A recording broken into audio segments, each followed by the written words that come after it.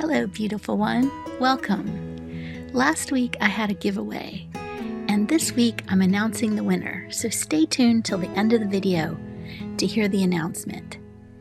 And this is just a little example of what I learned this week, how to animate a character. And I wanted to put it in here just for the fun of it. Let's get into the video.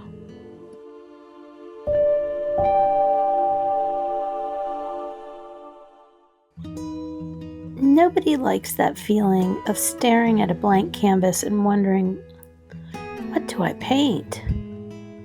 Last year, I created a painting project called Backwards Beauty, which are nostalgic portraits of women. I used AI to get the idea out of my head and materialize it in real life. It was scary at first, but once I embraced the unknown, I just dove in with curiosity. I had a blast, and now I have an abundance of ideas of what to paint. Today I want to bring you behind the scenes to show you my process for starting a new painting.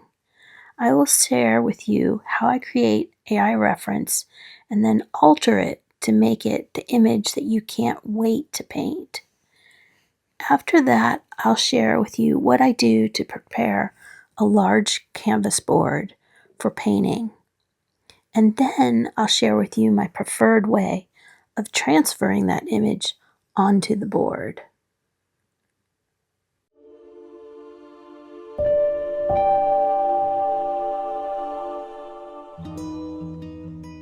Before we get started, I wanted to go over a few things. One, I create all my reference images on Adobe Firefly, the website version, because the AI within Photoshop, in my opinion, isn't as good.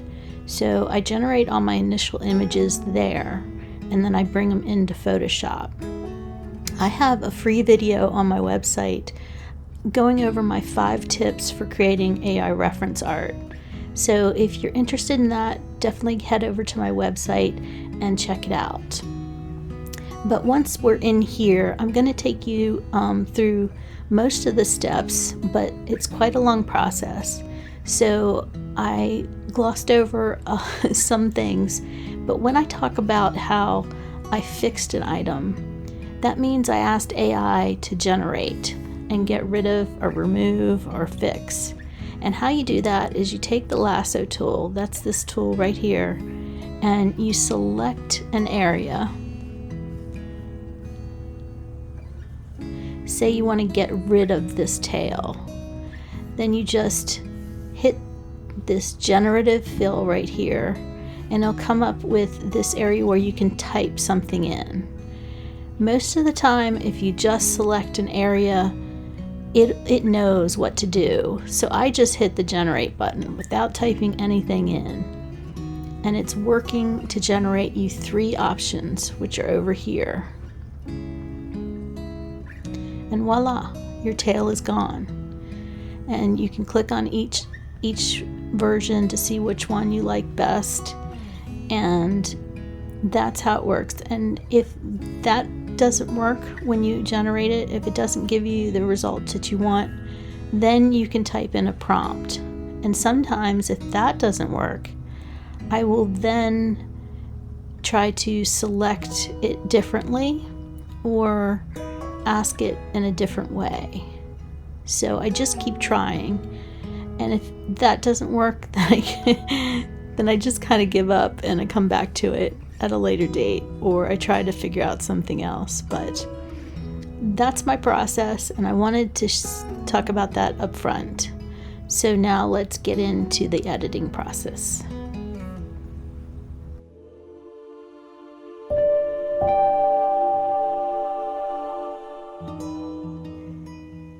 So this is the image I started out with. I really loved the background, and I loved her tousled hair, and I really liked the detail on the dress. The tiger needed some help, but it was looking okay. What I asked Adobe Firefly to make was a blonde girl with holding a tiger with a white lacy dress and a moody blue background, painterly background. And I have a very clear image of where I want to end up. So I knew I had a lot of work to do to get it there. And in the end, I end up kind of starting from scratch, but I thought I'd take you through the process. I don't know if this is going to be boring or not. If it is, just fast forward to the next section. But I thought somebody out there might be interested to see the process of how this evolves, and to know that if you have an image that you don't like, you can turn it into something you do like. So let's start. Let's go all the way down to the bottom, and we're starting with this image. And the first thing I did was remove the tail, and then I wanted to make the tiger look better, so we gave it a new face. And then I wanted to make the paw match the face, so I refined that. That was looking good. And the hair by the face, there's a little something here that just didn't look right, so I refined that. And then I wanted to add the tail back, so I did that. And that's what we're looking like so far. Not bad. And then I wanted to alter, I really wanted a steel blue background, very moody. So I did an adjustment layer and changed the tone a little bit. And then I went in and I decided I didn't want her hair to be up. So I started with the little swoosh there. That one was hard to see. Let me do that again. And then I took out the barrette, and then I just let her hair down completely. And then I altered right by his ear. I kind of refined that area, and I was liking that. And then I wanted to refine this shoulder area. I thought it was too severe. Oh no, there's one more hair. Oh, there we go. Turned it off. So I refined that area. And then we've got the dress down here. I thought it was a little bit weird right in here, so I refined that. And then I thought the tiger's eyes were a little, I wanted them to be a little softer. So I chose those eyes. You can see up here I had done several different ones, and this is the one that I chose, but I can show you the others. That didn't work, that didn't work, that didn't work, that didn't work. That one was okay, but I chose these. I thought that was better. And then, so this is where we are, and you're gonna think I lost my mind, but then I decided to look at some of the other images that I had created, and I ended up liking a whole nother woman, but I didn't like the background she was on. So I pasted her in, and then once I had her in here, I saw another tiger I liked, so I pasted the tiger in. I really liked how his second paw was over top of her shoulder. But now we've got a real mess. We've got all this hodgepodge everything. So I'm basically starting from the beginning, and I go back in, and this little thing right here, this generate little tab, drives me absolutely nuts. It's always right in the middle of everything. So that's not something I'm doing. It does it all by itself. So we're going to change his eyes, and we're going to make, isn't that beautiful? I love that. And then we're going to fix this arm right here, her arm. And then I started to blend the background. If you look at the background, it's very hodgepodge, so I blended that, and then I asked on the other side, I wanted to blend that to the background a little bit better, so I did that.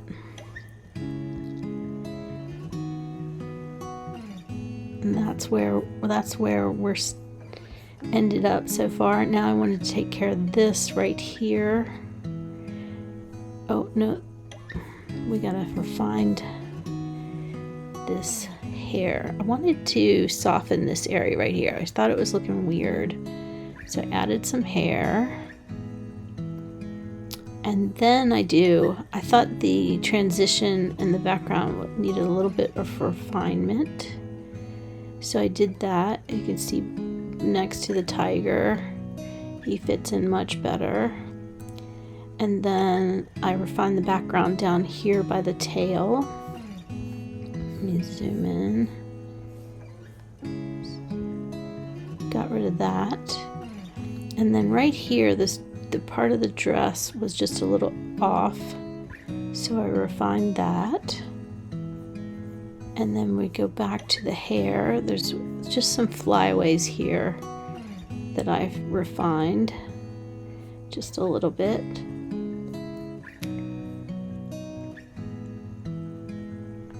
And her elbow had this weird shadow on it, so I refined that. And so we're looking pretty good, but I don't stop here. But let's take a pause on this phase, and I'm gonna say that we started here and we ended up on that, and then we landed on this one. And now I'll take you through the last and final step where I alter this even more, because I'm still not happy with this area right here by his paw and her back right here, but we're getting close.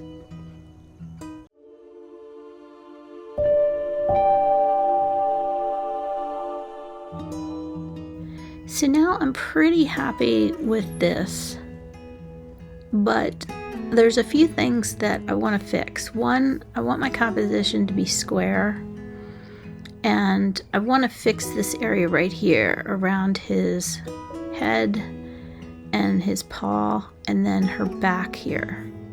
So the first thing I do is generative expand to make the background square, and then I ask AI to smooth her back out, and it did a pretty good job, but it really gave me a bunch of faff about it. It'll come up and just say, you know, you asked it to do something that it's not allowed, please read the rules and all that good stuff. Whatever. I just send a report that says, you know, it flagged me for no reason. So then I do this, you can do a compilation of layers, which is Command Option Shift E, and it combines all the layers that you have up to date and puts it on one layer, but it doesn't collapse the layers. So that's what this is. And then on this layer, what I did was use the remove tool right here, and I just refined a bunch of stuff that if we zoom in, you can see there's some stuff on her back that I smoothed out, and there's some hairs that I smoothed away, just little stuff. And then I really wanted to focus on this area around her hair and his left side of his face. So I made a dodge burn layer, which is a 50% gray, and then you can use the dodge burn tool without destructive on your image, so that it's just a layer. So I did that, and you can see it just barely did anything. So I made another layer and just used the paintbrush to paint in a little bit of darkness. And I thought that looked pretty good. And then this, there was a little spot on his face. You'll be able to see it if I do it really a couple times. That was just bugging me. So I asked AI to change that. So most of the time when I'm asking AI to fix an area like this, select the area that I want to change and asked generative fill, and then I just say generate and see what it comes up with. If I don't like what it comes up with, then I will give it a word command, but most of the time it gets it pretty good. So let's deselect that. So then I played with the hue and saturation because I wanted it to be a little more steely blue, a little more moody. So you can see that it kind of darkened it a little bit. It's hard to see that. And then I wanted to add some of her hair right in here, but it had a lot of trouble doing that. You can see it did it kind of, but it's not the best. And then I wanted to get rid of this texture right here. I thought it was a little distracting. So I asked AI to get rid of that, and it did it. And let's see. Then I asked it to add a little bit more hair right in there, and it kind of did it. You can see it's got some issues here and here where it tried to replace it. But I think I fixed that a little bit later on.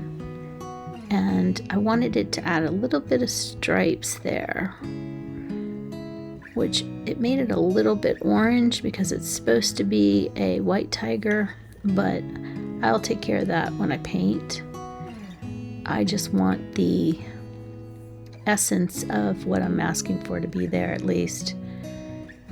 And then this one, I wanted there to be a little bit more shadow under here and a little bit more shoulder. So I asked it to do that, and then I tried a photo filter but didn't like it. And then I wanted to add a little bit more texture to the background. So what I did was added this in. I will show you what it looks like without anything. So this was from a different composition that I asked AI to make, and I pasted it in. And then this menu right here, you can pick a blend mode. So I picked soft light, but then I didn't like how it was affecting her. So I could have just put a mask over top of her, a layering mask, but instead I just pasted her on top. I asked, you can select right here, you can select the subject, and then I just copied her and pasted her on top. And then the more I was looking at her dress, I thought her skirt was a little complicated, and I wasn't sure about how to paint it. That was going to be very tedious. So I went and looked for maybe another skirt that I like, and I pasted that in. And then I thought the skirt was a little bit on the yellow side, so I brightened it up a bit. You can't even see that, but I did. I brightened it up a little bit. And then I wanted to play with the hue and saturation a little bit. So I wanted it to be that steely blue, but it did affect her too much. So I might have to put a mask. Let's see if we can do that. Let's command, and we'll select this, and then we'll do Option Delete, and there. So we got rid of that. So what I did was, this layer down here has just her on it, and when you hit Command and select the layer, it will select whatever's on that layer. And then I go up here to Hue Saturation Layer, and I select the layer mask for that filter. And then when you do Option and you hit the Option Delete, it will fill it with whatever your foreground color is over here. So mine was black, and that's what you use for a mask. So then I tried a magenta filter to get it even more steely blue. Let's get rid of the selection. So we got this or this. And again, that one probably, let's see, let's do this again. Let's select her. That didn't work. There we go. Alright, and then we'll go up here to the layer mask, and we'll do Option Delete, and that gets rid of the photo filter on her. Can you see that? Let's deselect. So this is the hue and saturation filter. Just a tiny change, just a little more blue. And then a magenta photo filter brings back a little bit more of the steely blue. Okay, so this is where we ended up, and this is where we started.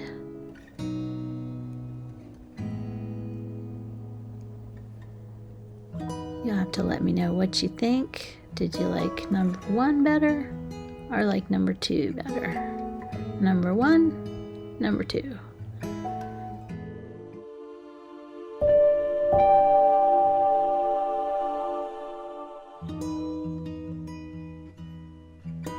I get most of my canvas boards from Blick Art Store online. I like to get the unprimed boards so I can prepare it just how I like it. I'm using the latex gesso primer. I just created a studio supply list, and you can access it on my website, janlakey.com. I like to put 3 or 4 layers of gesso. This is my 4th layer. After looking at the canvas, I decided it needed one more coat, so I'm taping up the sides so that the gesso doesn't get on the board, on the border.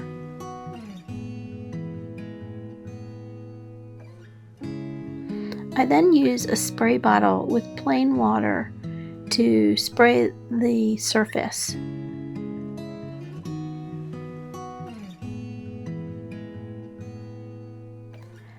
I use a palette knife to add the gesso on top of the board.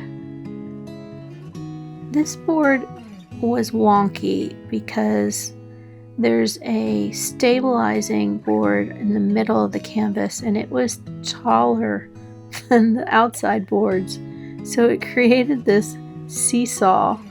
I went and got something to stabilize it in a minute, but I was trying to spread it with my palette knife, and it was very frustrating. So I just put a thin layer and spread it out pretty evenly, but there's a few globs left, but we'll take care of that in the next step. This is me securing it so it didn't wobble. I don't know how I'm going to fix that, but I need to fix that. Probably have to sand it a little bit so that it's not taller. After I get a thin layer of the gesso on there, then I spray it again with water. I find that if you water down the gesso just a little bit, it spreads so much easier. And then I take a roller and I thin out even more and get it even more evenly covered across the board. This leaves a lot of texture, but we'll take care of that in the next step. So now I have this rubber spatula, and I use it to flatten out any of the ripples that the roller created. I just take my time and don't put a whole lot of pressure. That's the key, I believe. But it works like magic, and it takes away pretty much all of the texture that the roller creates. So no animals were injured in the making of this video, but I did get a little visitor that went right on my canvas, and I rescued him. He was fine. I put him on a bush, and he licked the paint off his wing and flew away in just a few moments. So he was fine.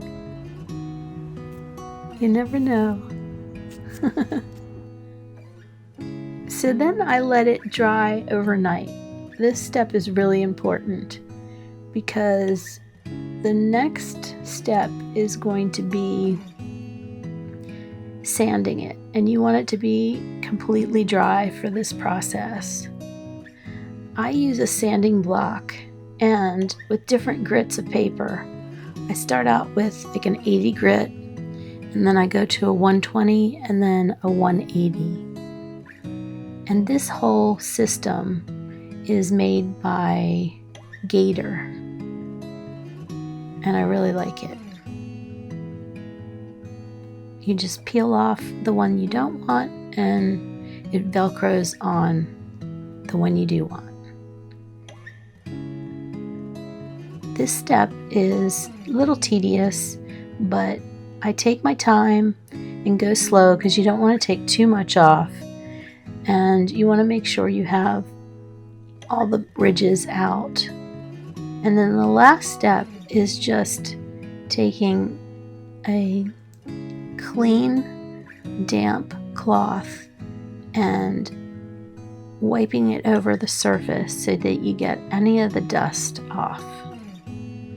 And I just love this process. It's so smooth and beautiful, and it's a pleasure to paint on.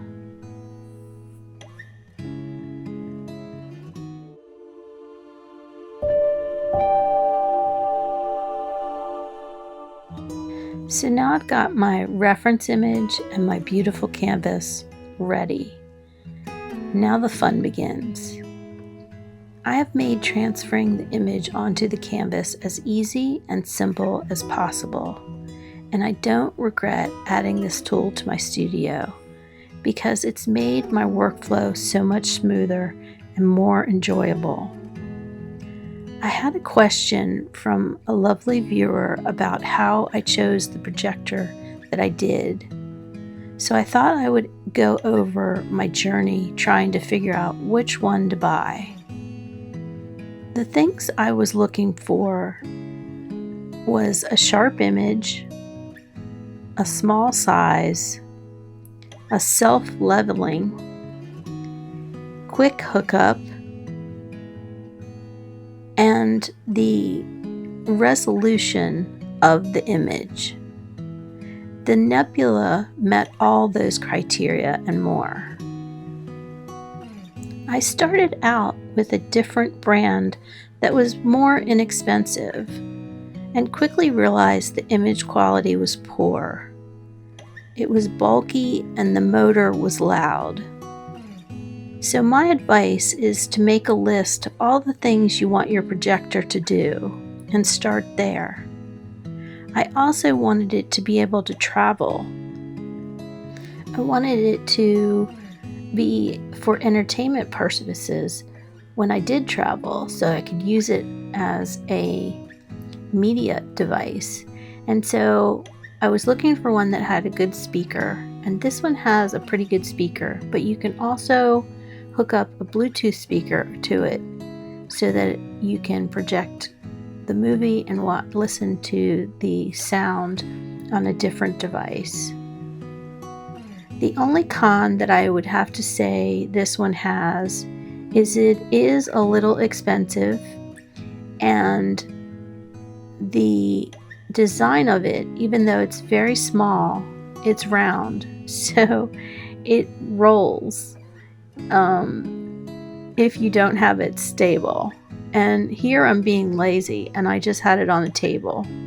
But you can hook it to a tripod, which secures it much better, which I would highly suggest. So to sum up, I would say make a list of your must-haves when choosing a projector, and then start from there. And your budget. Get a clear vision of what budget you have. I happen to get a refurbished unit for this model, which I got through Amazon. So you might look into that. Amazon sells them right on the website, and it'll say right next to the price that it's a refurbished item. And the one I got looked brand new and works so far really good. And I don't regret this purchase one bit. Hope that helps.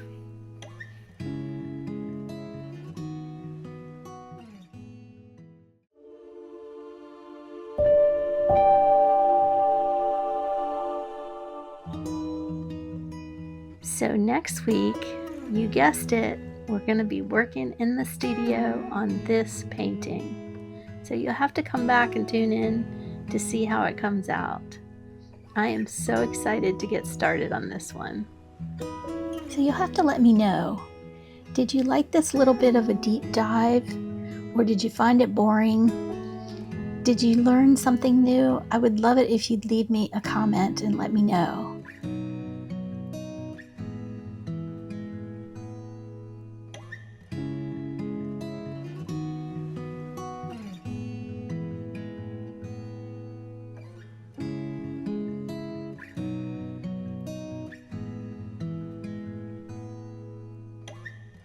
And now let's announce the winner. I am excited to say that the winner is Susan. Congratulations, Susan. All you have to do is go to my website and send me an email, and I'll start the conversation on all the info that I need to get from you to send you your print. Thanks for playing, and thanks for being part of this community. I appreciate you.